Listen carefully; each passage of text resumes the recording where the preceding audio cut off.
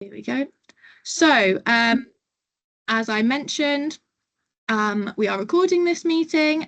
Please remain muted during the presentations, just to minimise any background noise. But where there is the opportunity to do a Q&A and during the discussion section at the second half of the meeting, please do pop your camera off, pop your microphone off. We'll get a really good discussion going.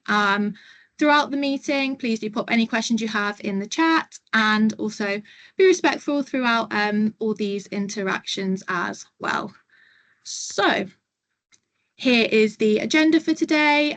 So we are kindly joined by Luciana from Let's Go Zero, who, due to a last-minute dropout, has jumped on board, so is really doing a good job on helping us out there. So she's going to be presenting for sort of the first 15 minutes or so of the meeting, and then we'll have about 15 minutes for a question and answer section at the end of that. And then the second half of the meeting will be a discussion all about climate action goals for your school, and that will be led by my colleague Vicky. So I've got a quick notice before I hand over to our lovely guest speaker.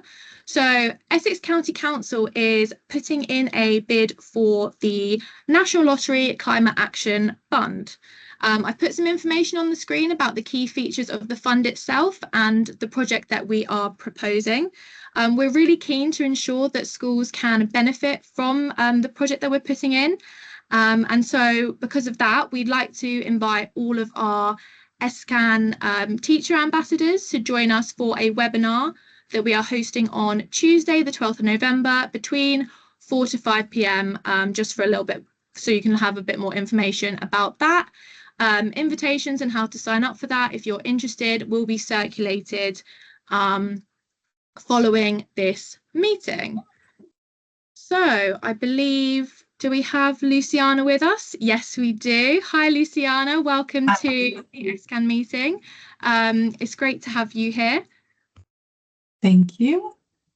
Yeah, without further ado, I'll pass over to Luciana and let her introduce herself. Good. Shall I put on the slides, Maddie, or you're able to show them? Oh, I can show them. That's absolutely fine. Yeah. Yeah. Yeah, of course. That'll be brilliant. So I think it's better for me, then I can see more. No problem. Cool. So here we go. So hey, that's me.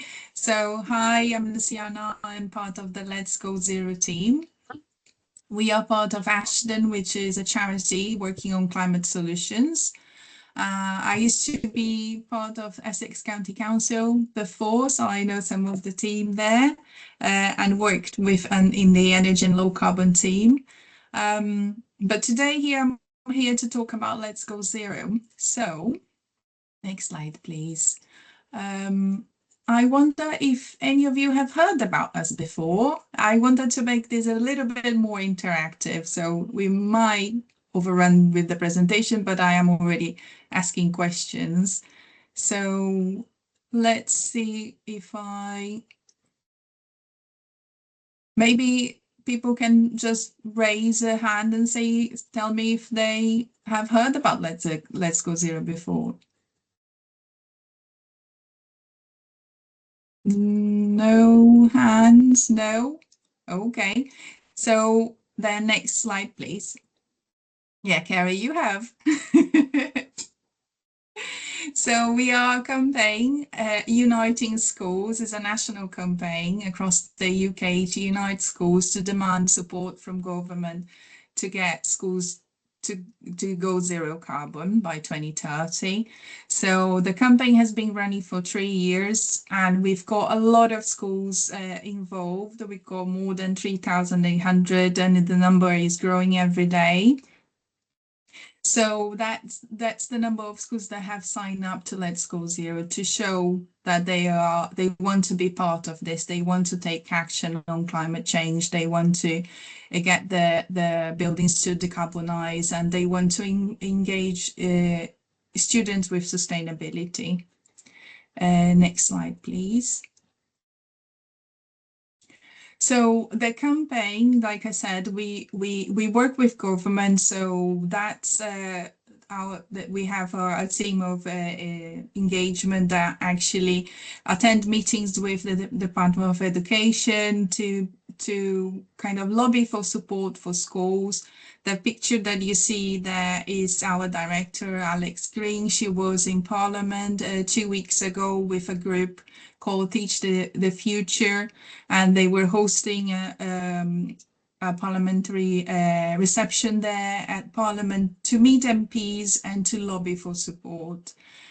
So we work across a coalition of organizations. So it's not just Let's Go Zero, but a coalition of charities and organizations that are lobbying for more support for schools. Next slide, please. So that's our coalition. So we work and we signpost to resources from all those organizations. We work together with them. Our team meets every month with all those organizations, and we try to help them to grow and help schools to find the resources. Next slide, please. So these are some of the asks that the coalition have already, so like our achievements with government. So as part of the environment and climate action strategy from the FEA, they already kind of accepted 4 of our recommendations, but we're still lobbying for more support for the others. Next slide, please. And we've been mentioning the sustainability strategy, and one of the things that the government has decided to recommend schools to have a nominated sustainability lead and a climate action plan in place by 2025. Next slide, please. So if I have just one thing to ask you today, is that if you're like most of you haven't heard about Let's Go Zero before, is that you sign up for the campaign to help us to drive this. That's our website, letsgozero.org, and the button there to click to join us. What's going to happen when you join us? You're going to start receiving our monthly newsletters. You can participate in so you're going to hear about our competitions, our webinars, and the free resources that we signpost. So that's when you join Let's Go Zero. Next slide, please. And then now I have another question. I mentioned that the government is recommending schools to have a climate action plan in place. I wonder from the schools here today, whether they have started already a climate action plan and whether they would know where to start if they haven't started. That's kind of my question too. If anyone wants to unmute and say something about climate action plans?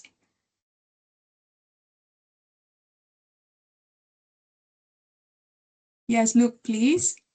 So for my school personally, we're currently actually in a temporary building due to the situation with our original building being built properly. So we've kind of had to restart. So we don't really know where to start, because we don't actually have a building yet. So once that new building is built, so we're thinking, where would we start? Where do we go from there? But it's kind of like trying to think. We need to be pragmatic about it. We need to get through our situation first, and then once we get the new building, we'll see where we go.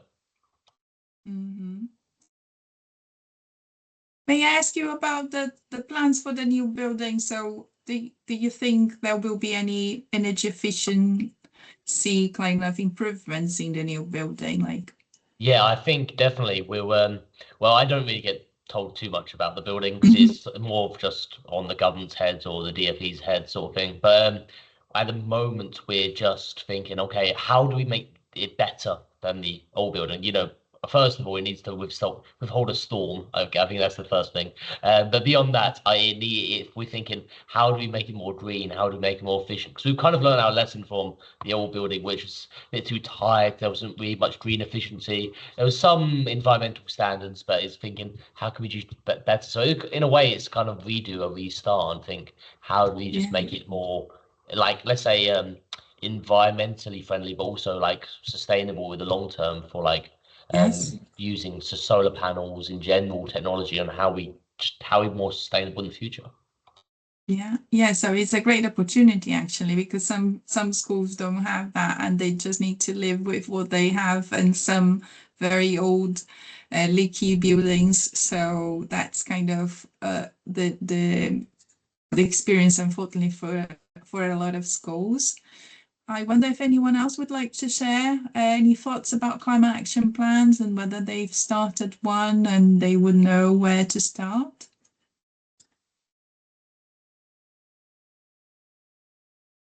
Hi. Hello. Oh, yeah. I've been doing eco schools at my school for a few years now. And I feel like we're kind of at the point where the children have done quite a lot, and we're seen as being quite an active school. But it's now at the point where really I feel like to make proper change, we have to start focusing on the actual school like infrastructure, which is why I have heard of you. And I've looked into, I don't think you've been doing the visits in our area yet. It would be really good to have you come in and kind of think about how we can go a little bit bigger on trying to be green. But we're also part of an academy of 7 primary schools. So I've been made a kind of not an expert, but I'm the one that's kind of pushing it. So they're trying.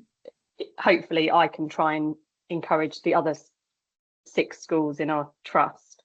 And one of the things I've suggested I do is that if I, for our school, make a sustainability policy or an action plan, then it would be a template for the other schools that are in our trust. Yes, that's definitely the model that we work when we work across a trust. That's what we've been doing. So working with one initial school, creating a template that then others can replicate and just change some measures and actions in their own plans, and creating a trust level climate action plan as well, with sections for each school. That's the kind of stuff I've been helping with trusts, so I'll be happy to discuss that. That would be really, I know that our trust did have talked about it, but I think because there wasn't a lead in every school, it hasn't necessarily been pushed forward. So if we can work with you, then that'd be really good, because them at the trust level, they don't really know what to do. They're keen to do it, but they don't really know what to do. So that would be really good. Thank you. Well, let's see. Thank you. Anyone else would like to share any thoughts about climate action plans before I move on? You mentioned earlier about a first level. So how many levels would you say there are to a climate action plan? Okay, so what I was mentioning was in regards to a trust level climate action plan. So you can have a trust level climate action plan where you kind of have measures that all schools will implement, and then for each school, then there will be kind of a section of the plan that will talk just about the measures of that individual school, because even across a trust, there's a lot of differences. Some trusts have got primary, secondary, special schools in the same trust, or one school will have old buildings, other will have new buildings. So circumstances change in each school as well, and you need to adapt the plan as well to your own circumstances. So that's kind of what I mentioned with the different levels of a plan. Does that make sense? Yeah, it makes perfect sense. Thank you. So let's move on to the next slide, please, Maddie. So that's me with the team. We are the Climate Action Advisor team in London and east of England. So I'm based in Cambridge, but I've got a colleague in Norwich and colleagues in Luton and across London. And some of the London team will be reaching out to the south of Essex as well. That's why I'm mentioning them here today as well, because you might meet one of them. So that's the team and my manager. Next slide, please. So who we are diverse. Like we've got a lot of experiences from different perspectives. So we've got former teachers and head teachers. We've got people that used to work in the private sector, people that used to work in councils like me, on the environment, on the energy team, on the waste team. So we've got the London and East team, but we are a group of 33 climate action advisors across England now. And we help each other as well. So when I don't know an answer to a question from a school, I can then reach out to my other colleagues across the country that might be able to help. So we are experts on climate action at schools. We support schools to understand their carbon impact, to make effective plans, like I said, and to find the funding and the resources that are most relevant to them. So, because one of the things that I found out when I was trying to work with schools before is that there's a range of resources out there, like I mentioned before, the coalition of partners, all of them have different resources. And then sometimes schools don't even know where to start. Or which one would be more relevant to their circumstances. So we are here to save time and to signpost to the resources that are most relevant, and funding opportunities as well. And I keep in touch with my former colleagues at ECC to find out about new funding opportunities or any resources from the council, but from all the other organizations as well. And it's a completely free service. We are funded not by government, but by a private corporate trust. But we don't charge, so we don't charge schools for our time, and our time with schools is always completely free. And next slide, please. So how I might be able to help schools? We help schools through online meetings. When you sign up for our climate action advice support, which is different, you will see at the end the link to that. It's different from joining the Let's Go Zero campaign. Joining the Let's Go Zero campaign is just a case of showing the demand for support and receiving the webinar information about the webinars and the newsletters. When you sign up for climate action advice support, then you will be assigned to an advisor like me. We will have an initial meeting. We will go through like what your priorities for the school are. Just here you've seen different schools, and every school will be different. They will have different priorities, and they will be in a different point of their journey as well. While others will have done a lot of student engagement, others will be just starting that. Some schools will have new buildings, others will have very old buildings. So that's kind of why we are here to offer the support. We will help you to calculate your carbon footprint, because that will be really key to then create a baseline. So when you write your plan, you have something to measure against in 12 months. We sometimes do site audits as well. We call them a sustainability audit. When we come to the school, when we ask like a more comprehensive set of questions to gather a good sense about where the school is in all the pillars of sustainability. So we talk about waste, we talk about energy, transport to school, water usage, the school curriculum, whether it includes sustainability or not, and whether there's things that can be done, about the culture in the school, whether people are confident to talk about sustainability, whether staff needs more training. We cover everything really in that audit. And we also help schools to write their climate action plans. And for the schools that go through this process, we also keep in touch as well. So it doesn't end once the school creates their climate action plan. We are here to keep supporting, because there will be barriers once you start implementing the plan, and we want to keep helping schools to progress and implement those plans, which is the most important thing at the end. Next slide, please. This is just some positive feedback we've received so far. The team, the London and East team, started in April.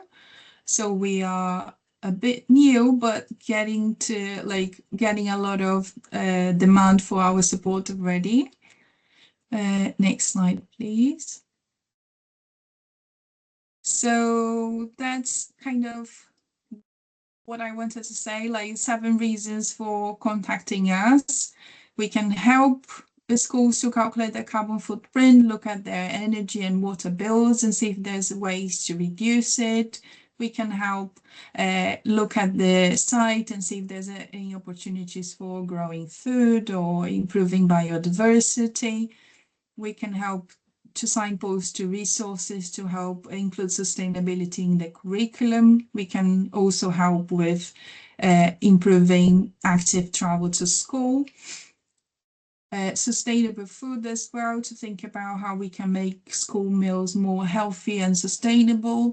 And of course, to signpost you to the funding opportunities that might be out there. Next slide, please. And that's the QR code for you to sign up to the climate advice support. So I think I finished 5 minutes earlier because we had questions in the middle, but I'm happy to stay for the next 5 minutes for more questions. Yeah, thank you, Luciana. That was really informative. So yeah, if anyone has any questions, yeah, please feel free, pop your hand up. Yes, Praj. Hi, Luciana. Thank you so much for the talk. Hi. I think it's a great opportunity, and I'd strongly recommend anyone attending, whether a student or teacher, to look into this. My question actually relates to something that you mentioned a bit earlier on in the presentation regarding sustainability leads. So of course, I believe you mentioned that the government wishes for every school to have a sustainability lead by 2025. I was just curious as to, in your work with schools, what has uptake or establishment of the sustainability leads been like so far? Have a lot of schools been implementing this, or is this something which perhaps has been going at a slower rate? And I was just curious as to the visibility of these sustainability leads. Do you find that in the schools that you work with, students are aware of who the sustainability lead is? And if not, is there anything that you think could be done to make sustainability leads more visible to the students in their respective schools? Experience, unfortunately, is a bit like, it's not all schools that have a sustainability lead, and I think most of the time they haven't, the people that are doing sustainability at schools that haven't even been called the sustainability lead yet. So we are very early in that journey with most schools. I think it's rare when I meet a school and I ask them, are you the sustainability lead? And they say, yes, I am. And I've got time and money extra to do that. So it's rare, to be honest. Like I would say in every 10 schools that I'm meeting, one will be the one that have got someone that is called the sustainability lead. I think students will be aware of who they are, just because this function usually falls on whoever is leading the Green Council, the Eco Club, the Eco Committee, however, Eco Champions, whatever the schools have been calling this Eco Group. That usually is the person that is chosen to be the sustainability lead. Some head teachers are getting that, but then with everything else they have to do as well.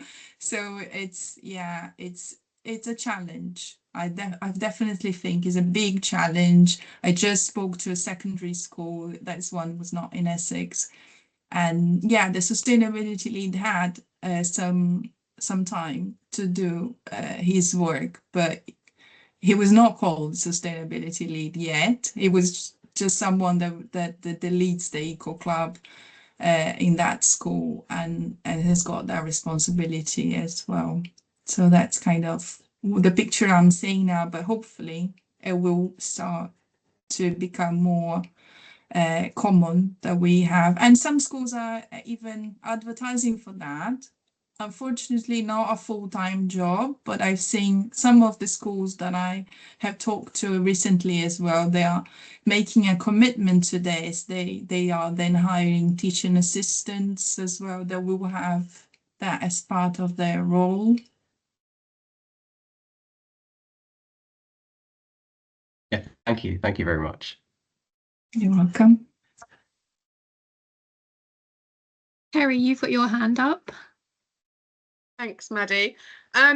Luciana, great to see you, and thanks for the presentation. It's really good.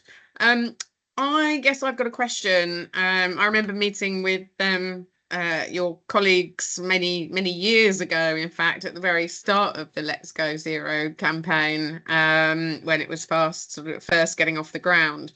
And I think, you know, there was a handful of Essex schools taking part at the outset. So I'd be really interested to hear a few years on what sort of level of engagement you've got with Essex schools, how many are signed up, how many sort of visits have you done, and also what's the kind of split between sort of secondary and primary? Is there sort of one more inclined to sign up to the campaign than the other? And then I'd be really interested to hear how Essex compares in terms of a level of engagement of schools with, let's say, other local authorities in the east of England, or indeed the rest of the UK. So quite a few questions for you there, I'm afraid. I will have to pass on the exact numbers because I'm not very good in keeping track of my numbers at the moment. It's not a huge amount in Essex yet. As being part of the team before, I was hoping I was bring dozens of schools with me, but it hasn't happened yet. And I think it's part of what I said, that there's so much out there that sometimes schools don't know who to go to. But it's growing. We're seeing more schools in Essex. Just for my little part of the country, I would say I've got more schools in Suffolk now than I have in Essex, very few in Cambridgeshire. And I've got a few in Norfolk because my colleague started there later as well. So, but he's got much more. And that increased quite recent, to be honest, because of the Climate Ambassador event where we had lots of schools attending, and a few other events that other colleagues have attended as well. So after an event like this, that's when we get a lot of schools that sign up. We have more schools that sign up for the campaign but don't sign up for the advisor support, which is newer. So we will have lots of schools that have signed up for the campaign before, but they haven't decided to sign up for the advice support, which is different. Like it's an extra step. And just on the point, it's very important because for the sign up for the campaign, you need kind of approval from the senior leadership of the school, but anyone at the school, but even a parent, part of the PTA, can sign up for the advice support. We want to make that very inclusive for anyone that has got an interest in a school to sign up for that advice support. So that's the last sign up on my slide. So anyone here in this call can sign up, and we have an initial chat, and we talk about how we might be able to help. Fabulous, thank you. I'll get those real numbers for you, Carrie, later. Great, thanks, Luciana. Good to see you. Are there any more questions? You've still got a couple of minutes that we have Luciana with us. So if there's any more questions. So, Carrie, you're gonna Maddie, you're gonna share the slides as well. I just realized that I forgot to mention. So, if I can take just one more minute, we have until the 25th of November. We are running a competition, which is a nature prize for nature-based projects in schools. There's 15 prizes of £1,000 and 10 prizes of £200. It's a very simple application process for nature projects. nurseries, primaries, secondaries, and up to further education can apply. And like I said, it's a very simple process, so it's a really good opportunity to get a little bit of funding for nature projects in schools. And schools that are in deprived areas will have a better chance as well to access the fund, but it's open to everyone, and we are encouraging applications from everyone.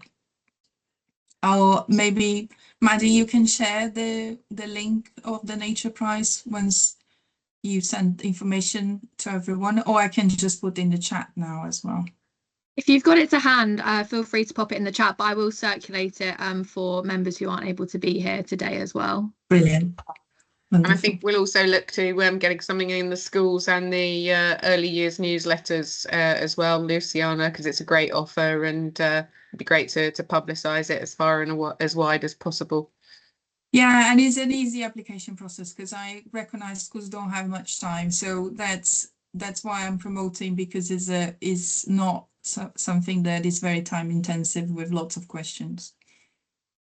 Great, thanks. And then finally, just before I'm quiet, I just note that you already have your first customer from this event, Luciana. I see that Laura has popped in the chat that they would like to sign up. So that's great news, and hopefully more of you on the call will do the same. Great.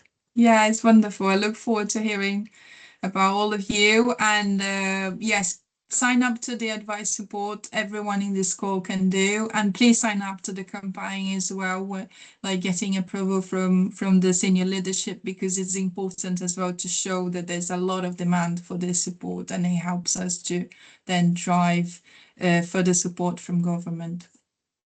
Raj, did you have your hand up? Yeah, I just actually wanted to clarify that. So of course, just for the students who are on the call now, so I believe to register, you need to be a member of the senior leadership team, if I'm correct. But if for the students who are on the call, how can they go about helping their school sign up to Let's Go Zero?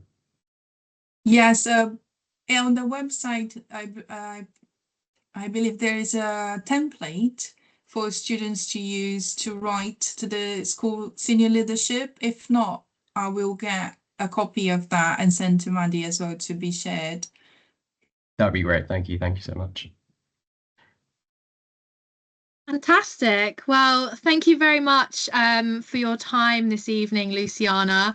That was really, really insightful, and I do really urge those of you on the call to look into Let's Go Zero and really see how you can access the support that they offer. So yeah, feel free to stay on for the rest of the call, Luciana, but if you need to go, please feel free to do that as well. I'll leave now, but yeah, hopefully hear from you all soon. Thank you. Thank you. Fantastic. So we will now be moving on to our more interactive discussion. We won't be doing breakout rooms this time because there's a smaller group of us. So please feel free, once I stop the recording, to just pop your cameras on and we can sort of go around and have a bit more of an interactive discussion. So I'm going to stop the recording now.